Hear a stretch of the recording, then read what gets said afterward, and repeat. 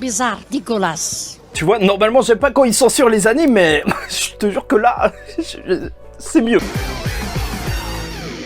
Mesdames et messieurs, ici Chad et on se retrouve aujourd'hui pour la review de l'épisode 7 de Chainsaw Man, le goût du baiser. Donc un épisode qui adapte du chapitre 18 à 21. On est encore sur à peu près 4 chapitres d'adaptés, ce qui explique le rythme qui est extrêmement bon. Mais en plus de ça, bah c'est vrai que c'est un épisode que j'ai énormément apprécié. C'est un épisode qui forcément en fait montre énormément de choses. On a du combat. On a des scènes de vie assez drôles et des moments complètement what the fuck, et c'est ce qui fait entièrement Chainsaw Man. Donc vu que ça concentre un petit peu tout l'esprit Chainsaw Man, bah clairement c'est peut-être un de mes épisodes, voire l'épisode que j'ai préféré depuis ce début de saison. Et bien sûr l'ambiance elle est extrêmement bien retranscrite et l'animation est toujours aussi bonne. Franchement je suis à chaque fois étonné de voir que même dans les scènes plus quotidiennes, sans combat, parce que ça on pouvait s'y attendre que les combats soient bien animés, alors tout est magnifique. Et donc j'ai beaucoup aimé aussi la mise en scène qui joue parfois sur le ratio des écrans, qui fait assez cinématographique, et vu que Tatsuki Fujimoto fait ça dans son œuvre, tu vois, pour rappeler ce côté cinéma, alors ça marche extrêmement bien. Tu sens vraiment la patte un petit peu même de l'auteur et l'utilisation même du troisième ending en tant que insert song, donc durant l'épisode. Là, je trouve ça très bon parce que c'est dommage en fait, ils font des endings différents à chaque fois et c'est vrai que c'est bien de les utiliser, surtout que l'ending était assez bon. Et donc cet épisode en fait, généralement j'ai l'impression que c'est l'épisode qui a pour message que Denji est spécial. Globalement, c'est tout ce qu'on va te rabâcher lors de cet épisode. Denji, Pochita, démon tronçonneuse, mais au final, est-ce que c'est quelque chose de bien d'être spécial? Parce qu'au final, tu sais ce que Denji dira face à Arai alors qu'il est en train de vomir aux toilettes. Est-ce que tu m'envies vraiment? Et là est la question. Étant donné que justement cette première scène va nous montrer un Denji resplendir, plein d'hémoglobine, oui ça fait plaisir de voir du sang partout, et en même temps on est dans Chainsaw Man, un mec tronçonneuse qui se bat contre des démons, c'était sûr que ça devait arriver, ça saigne de partout, le combat est jouissif, tu vois que même s'il a été poussé à bout qu'il perdait du sang, bah il s'est dit je vais commencer à boire le sang du démon, et là c'est parti en cacahuète, ça a continué pendant 3 jours, et on notera quand même que face au démon éternité, ce qui aura fait Denji, en fait, ça aurait été de le faire tellement souffrir que lui-même, ironiquement, n'aura pas voulu et se rendra parce qu'il veut pas souffrir une éternité. Tu vois le truc ou pas? C'est pas mal quand même. Franchement, c'est pas mal du tout.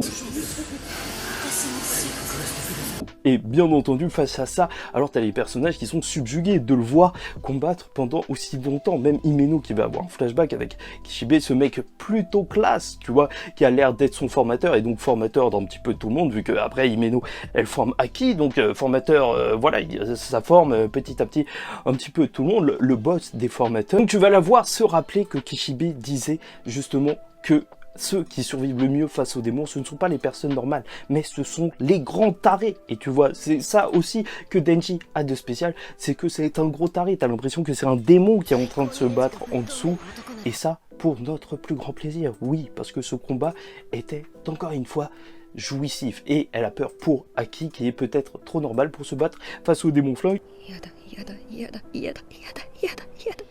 Et qui mourra peut-être. Est-ce que Denji sera la clé pour battre le démon flingue? Peut-être bien, ouais. Et donc, on se retrouve pour la scène d'après où tu vas les voir tous un petit peu parler. Ils ont retrouvé une balle et tout. Mais surtout, en fait, ce qu'ils sont en train de se dire, c'est qu'ils vont faire une petite sortie au bar pour que tout le monde se rencontre et surtout qu'ils puissent s'excuser face à Denji parce que tout le monde a essayé de le tuer lors de cette arga. Bah oui, au final, c'est ça qu'on en retient. D'ailleurs, n'hésitez pas à liker ou disliker la vidéo, commenter et même vous abonner. Chaque semaine, on parle de Chainsaw Man. Et donc, ils sont en train de manger au resto avec tous les personnages. Et c'est ça qui est fort, hein, la dynamique des personnages, tous avec ce côté complètement barré. Power qui veut toute la bouffe, qui a un QI qui augmente de minute en minute. C'est même étrange, on pourrait même se demander si c'est vrai, bien sûr. On apprendra d'ailleurs que le démon de Aki et de Arai est le démon renard, donc celui avec lequel ils ont fait un pacte, sauf que la tête du démon renard, c'est pour les beaux gosses, donc voilà. Qui l'a, et Kobeni a un démon secret. Essayons de garder ça en tête. Et les conversations vont surtout tourner autour du fait que énormément de personnes meurent dans ce métier. Et oui, ça c'est en fait un côté assez tragique en fait qui est rajouté à cette histoire qu'on voit de plus en plus, c'est que en fait personne n'est à l'abri lors des combats et des futurs combats qui vont arriver. Gardons ça en tête. Et surtout l'arrivée de Makima, parce que bien entendu, en fait, il se pose énormément de questions, tout le monde, en fait, comment ça se fait que les démons sont à la recherche de Denji, et en plus, tu as vu, lors de cet épisode, que le démon d'éternité, il parlait du Chainsaw Man, donc du Chainsaw même, du démon tronçonneuse, comme quelque chose qu'il aurait combattu par le passé, qui était moins fort maintenant, mais donc, il y a peut-être un lore juste énorme derrière, tu sens vraiment que, en fait, Pochita a une histoire, cette petite boule rouge toute mignonne, avec quelque chose, et donc il veut poser des questions à Makima. Makima qui arrivera alors que justement Denji, il lui faut son dû. Voilà, il l'a demandé, il aura donc ce baiser et Makima qui va essayer de contrôler un petit peu la situation. Tu vois que en fait, elle recentre l'intention directement sur elle. En fait, elle domine littéralement toutes les scènes où justement elle est présente. Tu vois qu'elle va commencer à faire un concours de boissons et tout ça va terminer en une scène affreusement dégueulasse, peut-être, oui, avec le vomi dans la bouche de Denji pendant baiser. Ah. C'est vrai que cette partie, heureusement, qui a été censurée encore une fois. Et je trouve ça génial en plus que dans l'ending, ils aient montré justement cette scène, mais avec un arc-en-ciel à la place du vomi. C'est à la fois glauque et purée. C'était l'événement de l'épisode. Hein. Moi, je te dis la vérité, c'est l'événement de l'épisode. Surtout que, comme Power le dira, son réflexe, c'est d'avaler ce qu'il a dans la bouche. Donc, c'est affreux. C'est affreux.